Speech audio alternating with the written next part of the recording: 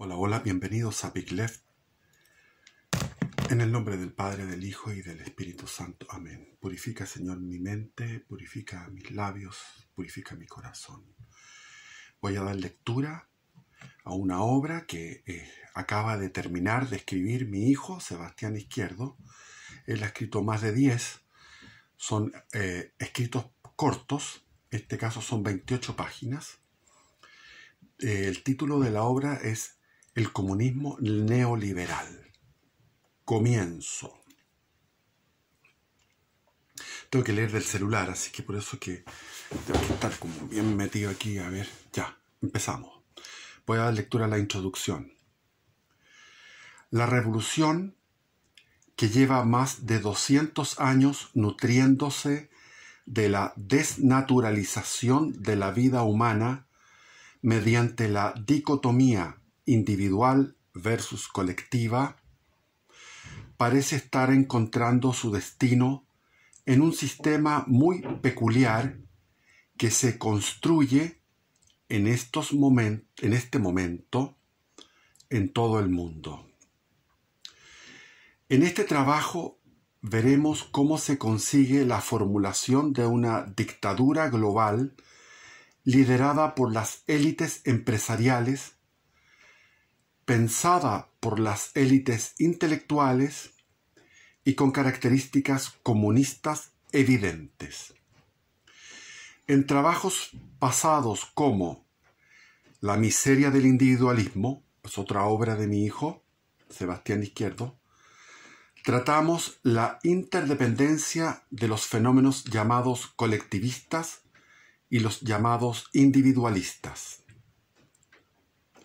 En contraste con las sociedades naturales de los seres humanos como la tribu y la familia.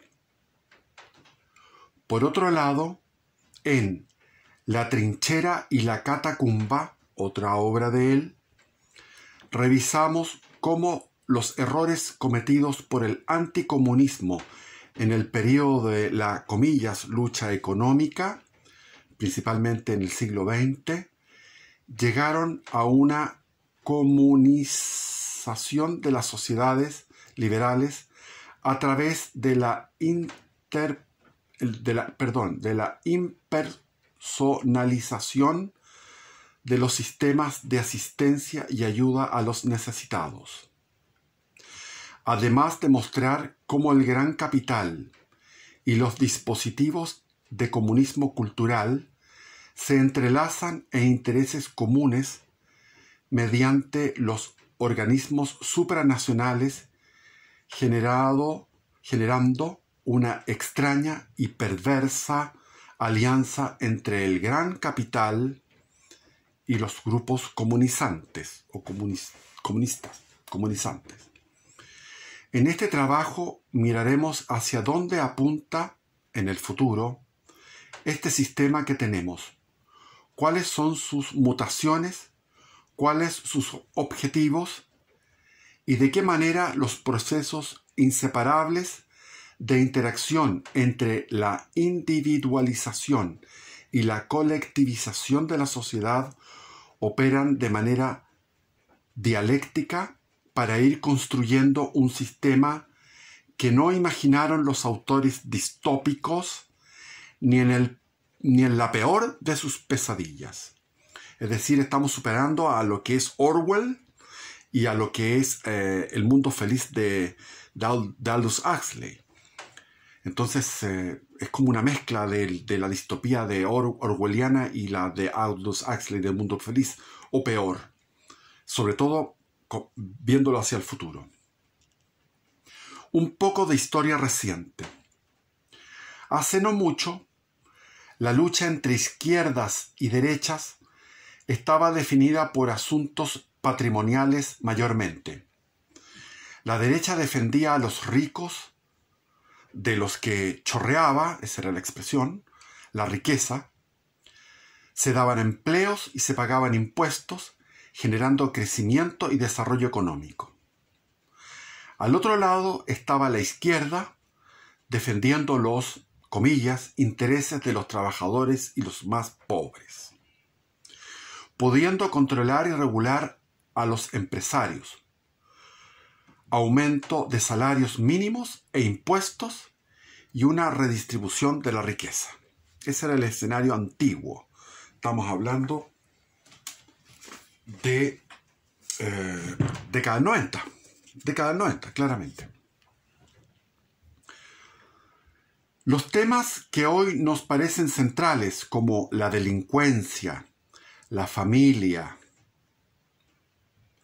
el aborto, la inmigración, la identidad sexogenérica, etcétera, etcétera, estaban medianamente zanjados.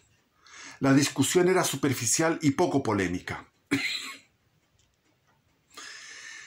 Este es el mundo en el que yo me crié, con una izquierda antiguerra, porque, comillas, beneficiaba a los empresarios del armamento a costa de las vidas de las personas, cierre de comillas.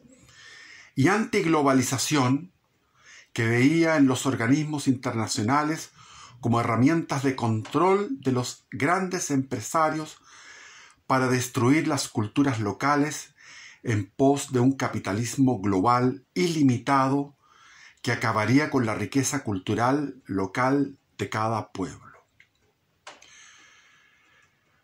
Para que estas mismas posturas y argumentos de la izquierda de los 90 hoy sean consideradas posturas de ultra, extremísima derecha, algo interesante debió haber pasado.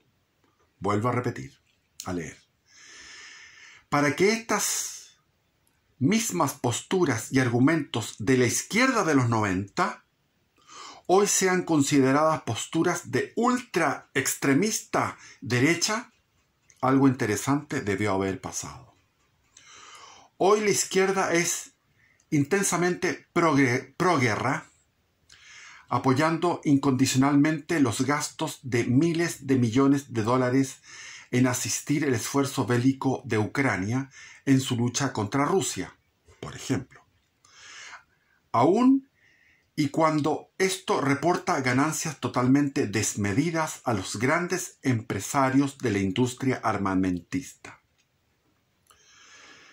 Desde la izquierda hasta la centroderecha, abusan de afirmarse sistemáticamente en el poder de los organismos supranacionales para justificar sus agendas políticas de espaldas a los votantes y en beneficio de grandes multinacionales. ¿Qué pasó? ¿Qué pasó? Esa es la pregunta de mi hijo.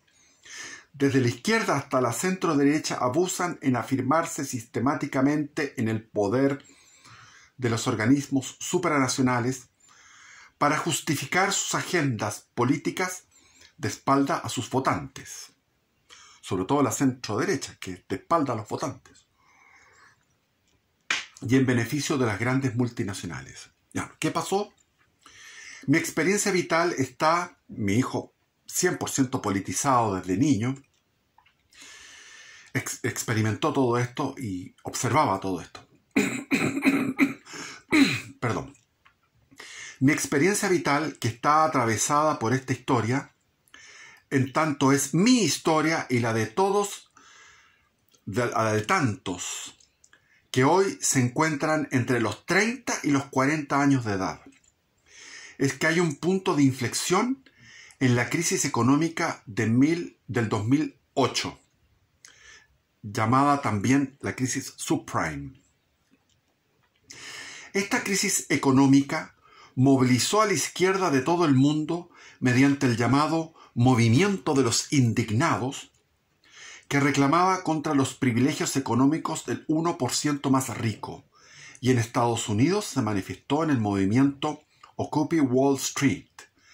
Esta arremetida de la izquierda puso en aprietos a los grandes capitalistas en muchos lugares del mundo. En el otro lado del espectro también se buscaban respuestas que explicasen la crítica situación. Esto vino de la mano del auge del pensamiento libertario, con movimientos como el Tea Party, Movimiento Patriótico Libertario de los Estados Unidos, y la candidatura a la presidencia de Ron Paul. Cierto mensaje comenzó a filtrarse entre las masas derechistas que ahora leían a autores como von Mises, Ayn Rand y Hayek, para dar una respuesta teórica en lo moral y en lo económico a la situación. El presidente de los Estados Unidos y los líderes de la Unión Europea comenzaron a combatir la crisis, me acuerdo, mediante multimillonarios rescates. Yo leía, me acuerdo, era tremendo. Yo leía las noticias y decía, no puede ser. Eran miles y después volvían a inyectar miles de millones de dólares o de euros en todos los países. Era impresionante cómo fue eso, si se recuerdan. El presidente de los Estados Unidos y los líderes de la Unión Europea comenzaron a combatir la crisis mediante multimillonarios rescates a las empresas que se encontraban en problemas, además de los quantitative easing, que eran mecanismos de inflación que se utilizaban para financiar bancos y empresas que estaban siendo golpeadas por la crisis. En esta situación, los corruptos dueños del sistema financiero se encontraron atrapados políticamente entre dos grupos, la derecha y la izquierda, que despreciaban sus actividades, que protestaban contra los rescates multimillonarios, contra la Fed y otros bancos centrales, y contra los privilegios injustos que ostentaba la clase financiera. Después mi hijo desarrolla en el libro un estudio de las clases sociales y estudia la clase financiera y la clase burocrática, etcétera, etcétera. Eso está dentro del libro, no puedo entrar más allá. Barack Obama fue la respuesta inicial de los magnates. Poner de relieve la raza por encima del problema económico subyacente consiguió que sus rescates multimillonarios y ayudas económicas bimillonarias a la burguesía financiera siguieran llegando mientras la izquierda se maravillaba de tener un primer presidente de origen africano. Cualquier criticismo por parte de la derecha a las corruptas políticas de Barack Obama eran respondidas con los epítetos de racista, neonazi. La guerra cultural se había vuelto a desatar. Esa guerra cultural que había estado pequeña, larvada desde el mayo del 68. Con un trabajo de la izquierda en lo que es indigenismo, feminismo, ecologismo, qué sé yo, todas estas cosas, racismo, etc. Neorracismo. En las disputas raciales sumaron el retorno del feminismo. A las disputas raciales se sumaron el retorno del feminismo, la teoría queer y otros dispositivos de la lucha comunista que les permitía sacar del foco de atención de sus preciosas actividades. Les permitía sacar el foco de atención de sus preciosas actividades, la burguesía financiera. Además de este importante beneficio como distractor, lograron sacar enormes beneficios de estas campañas, aumentando sus ingresos por concepto de todo aquello que era comercializado en la disputa cultural. Recuérdense que el hipismo nació como una contracultura totalmente contra el consumismo y terminó siendo vendido por el consumismo, así como el famoso Che Guevara también, todos andaban con sus poleras de Che Guevara, o sea, el marketing, el mercado los tragaba. Esto nos llevó a la situación actual, en la cual cualquier mención de las intenciones de los magnates financieros por parte de las personas de derecha o patriotas es desestimada como comillas, teoría de la conspiración, cierre de comillas, por parte de una izquierda que ha olvidado la existencia de quienes, hace menos de 30 años, eran sus enemigos número uno, el gran capital internacional. Los magnates fueron lentamente adquiriendo o develando su perversa ideología, que es la consecuencia de los postulados liberales del supuesto filósofo Karl Popper, respecto de la, comillas, sociedad abierta, cierre de comillas. Ecologismo cientificista radical, completamente acrítico y democrático en su visión de la ciencia. Recuerden que cuando dicen la mayoría de los científicos dice que, eso es anticientífico, porque es algo de la mayoría, no es científico. Veremos más tarde que los científicos están, muchos de ellos, muchos intelectuales están financiados indirectamente, directa o indirectamente por este capital monopólico mundial. Entonces, el transhumanismo es otra de las banderas de lucha, que busca la eliminación total de la especie humana mediante la disminución sistemática de la población y el, comillas, superar al ser humano como categoría mediante la tecnología de diseño genético, transgénica, prótesis, etc. Por un lado, es todo eso, y mediante su disolución metafísica que plantea en filosofías posmodernas como el antiespecismo y la teoría queer. Por otro, entonces por un lado todo lo demás, y por otro lado plantea filosofías postmodernas como el antiespecismo y la teoría queer.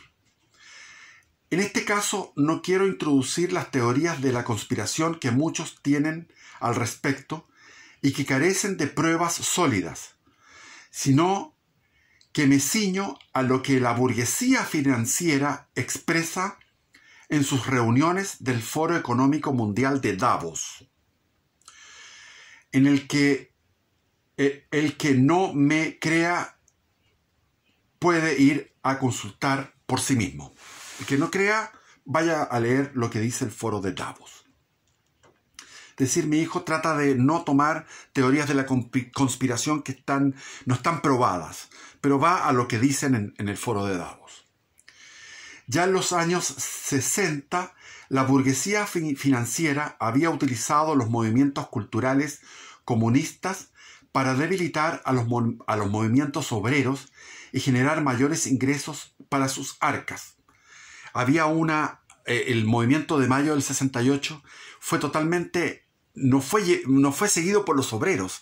Los estudiantes fueron a buscar a las fábricas el apoyo del Partido Comunista y de los obreros para esa insurrección de mayo del 68 y fracasó rotundamente. Por eso que se disolvió, se diluyó y se apagó esa insurrección, porque todos los postulados de esos postulados posmodernos de neomarxismo que venían de la escuela de Frankfurt, que los estudiantes proclamaban, los obreros estaban imbuidos de la doctrina marxista clásica, que es una doctrina economicista, clasista economicista. Entonces ellos no se plegaron a estos jóvenes del mayo del 68. Lo mismo pasó con los hippies, etc.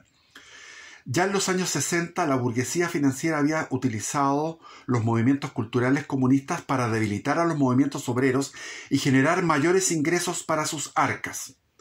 Para este propósito, y en esta ocasión, recibieron ayuda de las dos agencias de inteligencia que se disputaban el mundo durante la Guerra Fría. Curiosamente, el KGB soviético veía en las ideologías como el hippismo, el feminismo, el animalismo, el postmodernismo, una herramienta de debilitamiento de Occidente, hasta el día de hoy.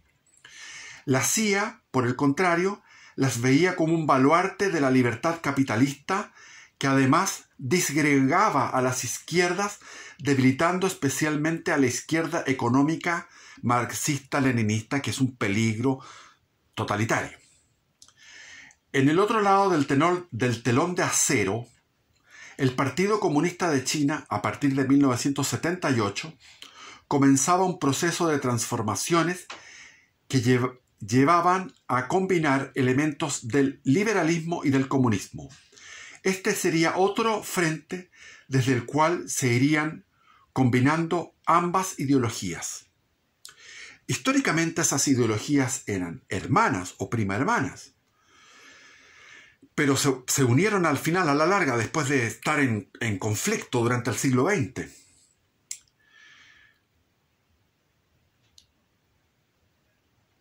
Históricamente hermanas para dar lugar al punto cúlmine de la dicotomía individual colectivista. O sea, China es ya el punto cúlmine de esta dicotomía individual colectivista. Consciente o inconscientemente, todos estos actores estuvieron trabajando para poner al mundo en esta situación en la que, si no ocurre algo drástico muy pronto, nos encontraremos envueltos en una distopía brutal que combine los peores elementos de las principales ideologías modernas. El ultraliberalismo y el ultracolectivismo, a eso se refiere. O sea, si no sucede algo muy drástico, pronto, que cambie este curso de los acontecimientos, nos encontraremos envueltos en una distopía brutal. Cabe apuntar un movimiento hacia la derecha en asuntos económicos. Si en el 2008 al 2012 la burguesía financiera estaba atrapada entre una izquierda y una derecha que repudiaban sus privilegios y buscaban eliminarlos por diversos medios, pero logró mover a la izquierda a su favor al distraerla con el tema de la cultura. Esto es muy interesante. Cabe apuntar un movimiento hacia la derecha en asuntos económicos, está claro. Por eso que este es un comunismo neoliberal. Si en el 2008, entre el 2008 y el 2012, cuando vino la inyección bimillonaria para el rescate de los bancos, la burguesía financiera estaba atrapada entre una izquierda y una derecha que repudiaban sus privilegios y buscaban eliminarlos por diversos medios, pero logró mover a la izquierda a su favor al distraerla con el tema cultural, distrayendo con esto también a la derecha. Muy interesante, porque la derecha ha pasado en las últimas décadas respondiendo todas estas temáticas. Más de alguno podrá pensar que esta es solo una distracción y que no cumple otro compromiso, otro propósito. Más de alguno va a decir que esto es una distracción y que no cumple ningún otro propósito. Pero en este texto expondremos también cómo la cultura comunizante sirve una serie de propósitos de las burguesías financieras y las clases burocráticas del mundo.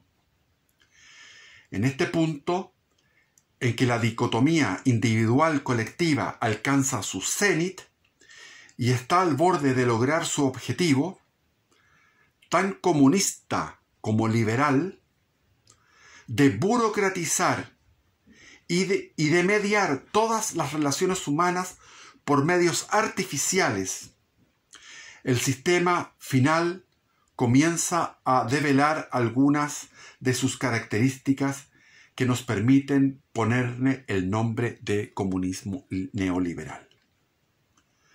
En este ensayo partiremos describiendo las clases sociales que entran a jugar en el tablero actual de intereses y de poder, describiendo exhaustivamente a las que llevan la delantera, que son las élites intelectuales comunistas, la burguesía financiera y la clase burocrática. Continuaremos describiendo el estado evolutivo de la dicotomía individual colectivista mediante un análisis de las tribus globales realmente existentes en este momento.